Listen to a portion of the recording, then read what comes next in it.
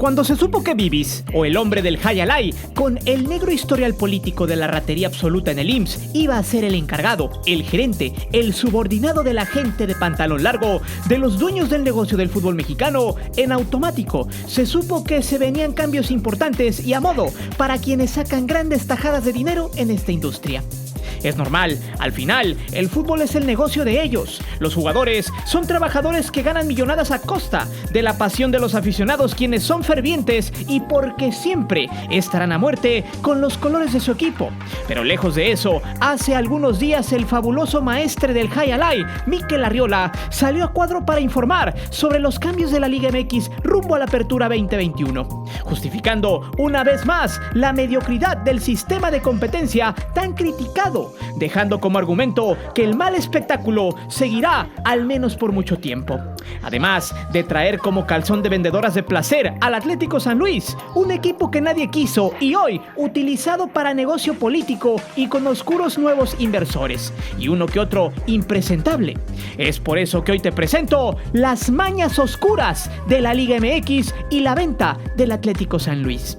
Antes de seguir con el video, te invito a suscribirte al canal, activa la campana para que recibas todas las notificaciones de nuestro material y de las narraciones en vivo. Te divertirás, te lo aseguro.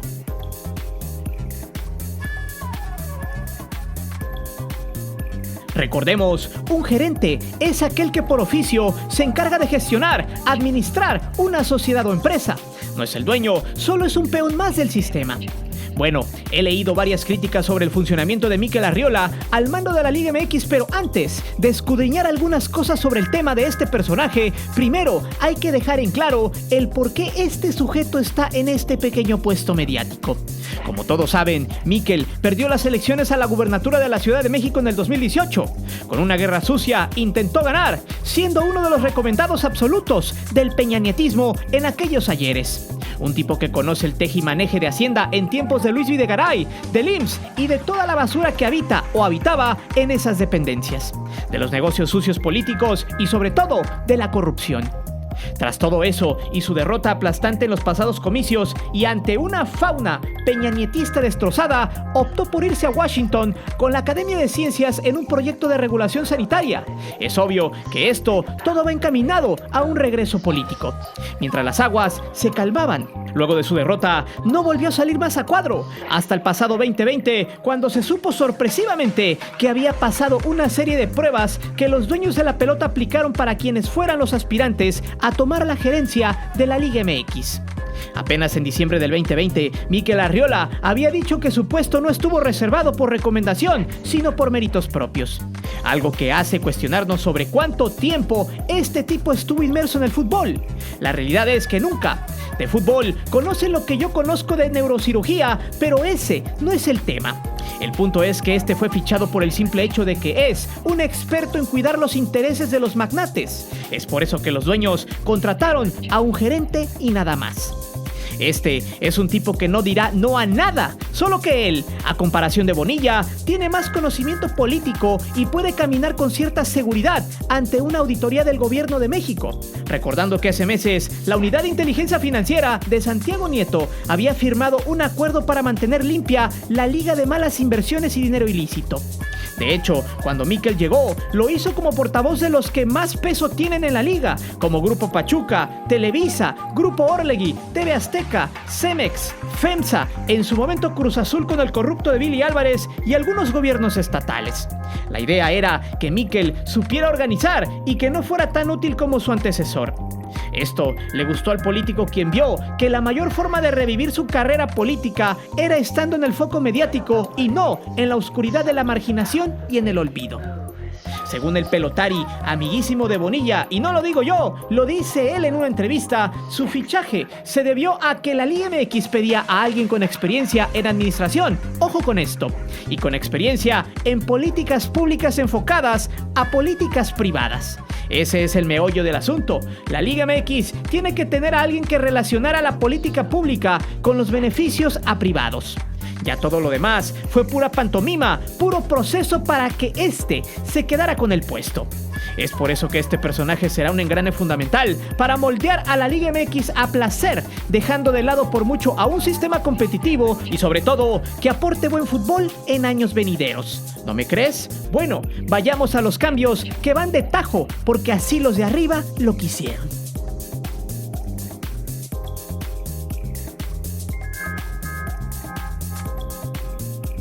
Este es un tema debatible dentro del fútbol mexicano, más en estos momentos cuando la pandemia ha sido el pretexto más importante para hacerse las víctimas financieras.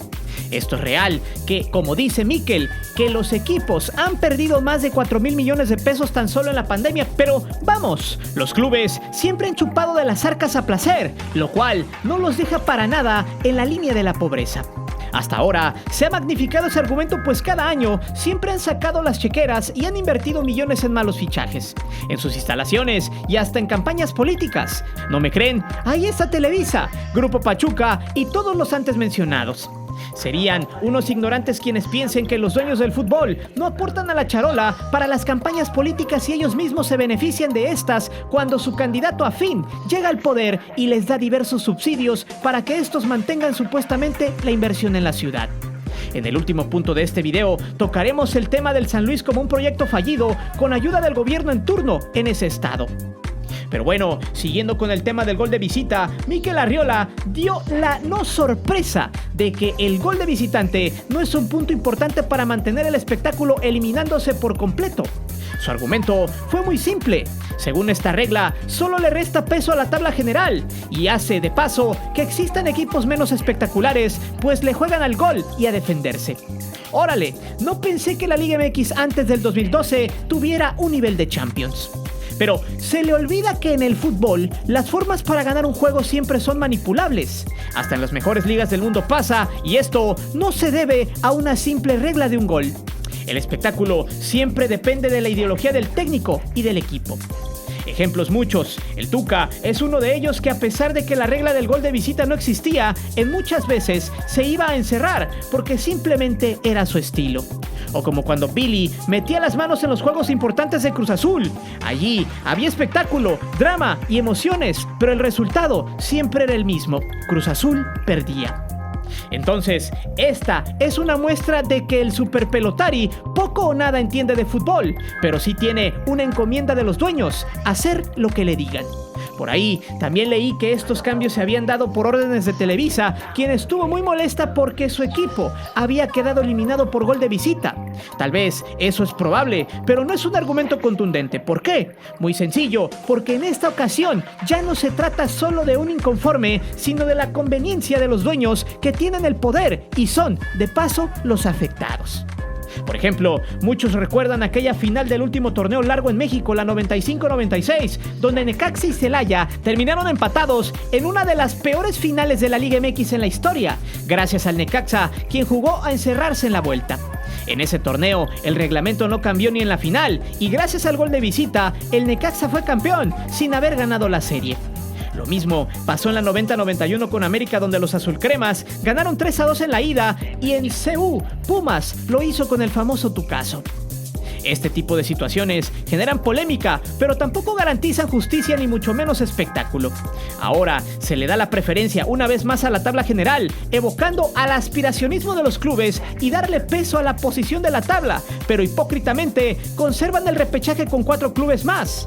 Algo que sin lugar a dudas aplaude la mediocridad durante 17 fechas, y eso va contra los argumentos de Mikel, quien dice que el gol de visitante premia al fútbol mezquino. Realmente, los reglamentos se cambian a placer. El gol de visitante no es problema cuando es bien aplicado. Como por ejemplo, tal vez solo en una etapa de semifinales, sin premiar a 4 equipos más que no pudieron caer dentro de los 8 primeros. O sea, para hablar de mejorar el desarrollo futbolístico durante 17 fechas, es hipócrita decir que el gol de visitante es el malo de la historia cuando das boleto a 12 que con 21 o 23 puntos ya están adentro. En pocas palabras, los clubes y su forma de jugar fútbol son los que salen o no a atacar y a hacer el mejor fútbol posible. Aunque pareciera que luego de que el América se las viera negras y terminara fuera de la competencia solo por un gol, se ejecutó la orden de que se eliminara la regla que no le convenía a los de arriba, pero sería una total incongruencia, ya que ese juego entre Tuzos y Águilas tuvo más que emociones. Pero preguntémonos esto: ¿el gol de visitante ha influido en los 17 torneos donde ha existido? La respuesta es no. Realmente, los números dicen todo lo contrario a lo que argumentó Mikel y a lo que plantearon los dueños. Solo en el Apertura 2013, América fue beneficiado en cuartos contra Tigres tras un marcador de 3-3 en el global. En ese torneo, el León sería campeón, derrotando 5-1 al América. Y en el Clausura 2013, donde Santos fue beneficiado en cuartos, tras perder 5-3 en la ida en el Azteca contra América y en la vuelta ganando 3-1. En esos mismos cuartos, León dejó fuera a Cruz Azul por un empate a 2 en la vuelta tras un 1-1 en la ida. Luego, Pachuca en semifinales dejó fuera a Santos, terminando el juego empatado a 4, pero la ida, los Tuzos lo ganarían 2-0, y el último en este Guardianes 2021, donde Pachuca dejó fuera al América con un empate a 5, pero tras caer 4-2 en la vuelta en el Azteca. De hecho, fue el único juego decidido en esa regla en la presente liguilla. De ahí en fuera, 14 torneos se fueron limpios sin aplicar este criterio, siendo los goles o la tabla general el común denominador. En pocas palabras, a los dueños no les gustó que en este torneo, con pocas ganancias, que sus equipos se hayan quedado fuera, pues esperaban ver quizá un clásico en cuartos o a un América en semifinales. Aunque pregunto, ¿hubieran cambiado la regla si el América hubiera hecho la remontada contra el Pachuca?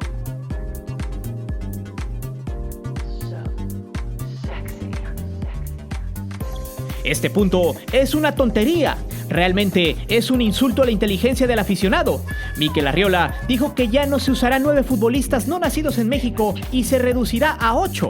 Por Dios, esto sí, la verdad, da mucha rabia porque, como dijera esa frase de borrachos, una no es ninguna. Lo mismo pasa con este reglamento, el cual no ayuda ni aboga mucho al crecimiento futbolístico de los jugadores nacionales. En México, el negocio del futbolista extranjero es muy evidente que recortar a 8 no nacidos en México simplemente no deja avance para las generaciones futuras. Por ejemplo, América actualmente tiene 12 futbolistas extranjeros y muchas veces en la banca tiene a más de 4, esperando entrar. Atlas tiene 8 extranjeros y generalmente tiene 3 o 4 en la banca. El Puebla terminó jugando los cuartos de final del Guardianes 2021 con 6 extranjeros en la cancha. Y así le podemos seguir. La Liga MX es un caldo de cultivo perfecto para el jugador sudamericano de baja calidad, y eso ha sido por años. Si hubieran querido ayudar, bajarían el número de extranjeros a 6 en total. Reducidos estos, darían más opción a las canteras. Eso también hace que los clubes hagan un scouting más significativo sobre los jugadores que necesita y las posiciones específicas. Sin embargo, aquí hay dos patrones los cuales no les gusta que se caiga el negocio así nomás porque sí. Uno de ellos son los promotores que, como lo sabemos, viven y se hacen millonarios a costa de muchos dueños que están conscientes de que les roban. De eso se dio evidencia en los videos del Cártel del Gol que tuvimos en este canal. El reducir extranjeros de una manera significativa no es opción. El otro patrón que obedece a la compra de extranjeros petardos es, en definitiva, la televisión. Ellos son los que presentan, siguen y promueven con tal de vender las notas del día y que la afición se haga expectativas cada 6 meses con su club y cuando menos tengan un tema de qué hablar. Podrá ser el petardo más asqueroso de Brasil, Argentina, Ecuador, cualquier sudaca sin trayectoria significativa, pero no falta que la TV logre encumbrarlos como cracks. Ejemplos hay muchos y en este canal los hemos presentado.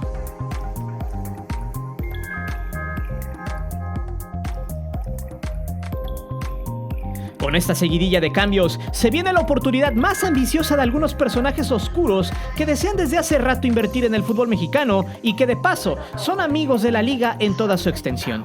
Primero, hay que señalar que el equipo del Atlético de San Luis es un club que nadie quiso y que llegó a instaurarse en ese estado porque hubo ciertas atracciones políticas y económicas para subsistir. Cuando el Atlético de Madrid optó por tener un club en México en el 2017, tomando el 51% de las acciones del club, todo parecían risas y felicidad. El ascenso que le ganaron a Dorados de Sinaloa en el 2019 fue la panacea en su momento, pero San Luis nunca estuvo preparado para tener un equipo gracias a diversos factores. Uno de ellos es sin duda la poca o nula identidad de este club, desde los colores hasta las formas de llevarse por las redes sociales o en su defecto administrativas, pues nunca entendieron lo que deseaba la afición ni tampoco cómo se maneja el fútbol mexicano. A los españoles se les hizo fácil mexicanizar el nombre, ponerle sus colores y ya. Sin director deportivo, con directivos que desconocían totalmente el fútbol mexicano como Alberto Marrero y compañía, empezaron a lapidar a este equipo que nunca hizo o cayó en gracia a los demás dueños de los clubes. De hecho, se suma lo que Miguel Ángel Marín, director general del Atlético de Madrid, explicó en una entrevista donde hizo énfasis en la persuasión política del gobierno estatal, entidad actualmente gobernada por el PRI y que ha tenido un boom en la inseguridad desde el 2016 a la fecha. Supuestamente fue el gobierno estatal el que casi rogó para que la inversión española llegara al estado, haciendo que la idea se capitalizara con champaña y que hoy esté moribunda. Esta tristemente siempre tuvo un origen político debido a las ganas del gobierno en tener un club en primera. La última y una de las más importantes fue el traer a un equipo desconocido, con colores totalmente desconocidos también, a un lugar donde hay un arraigo fuerte como los extintos Atlético Potosino o el Real San Luis, equipos que fueron emblema de la ciudad en diferentes épocas. No hubo conexión entre afición y equipo y muchas veces el club estuvo distanciado de sus clientes, los cuales fueron muchas veces maltratados por la directiva, comenzando con los reembolsos de los boletajes y abonos que se habían vendido previo a la pandemia. En pocas palabras, fue un mal negocio y también mal encaminado por Marrero y sus secuaces. Ahora se le suma el descenso y el pago de 120 millones de pesos. La inversión pasa a ser un verdadero lastre para los españoles, quienes ya dieron el sí para la venta del club a dos personajes conocidos por los mexicanos.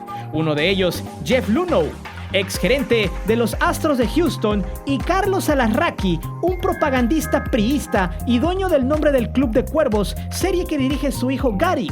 Ellos estarían comprando esta franquicia que no saldría de San Luis, a expensas de que la ideología política de Alarraqui siga prevaleciendo en la gobernatura de ese estado, pues de no ser así, seguramente no estarían invirtiendo. Recordando que personajes como estos esperan siempre recibir condonaciones públicas para echar a andar sus proyectos. El plazo está hasta finales de junio, tiempo perfecto para saber quién ganó en los comicios estatales. Para muchos, estos cambios son muy buenos en la Liga MX, pero para otros, solo es más de lo mismo. Nuevas mañas, nuevas reglas que benefician a los compas y nada más. Todo lo demás seguirá siendo lo mismo, con pocos jugadores mexicanos, muchos extranjeros, con inversiones dudosas y sobre todo, con poco espectáculo futbolístico, nada nuevo ni tampoco emocionante. Pero dime, ¿realmente son cambios importantes en la Liga MX o solo es puro circo y más de lo mismo? Deja tus respuestas aquí abajo. Recuerda que aquí leemos todos los comentarios y no olvides de suscribirte al canal y de activar la campana de notificaciones. Mi nombre es Guillermo Antonio. Nos vemos hasta la próxima.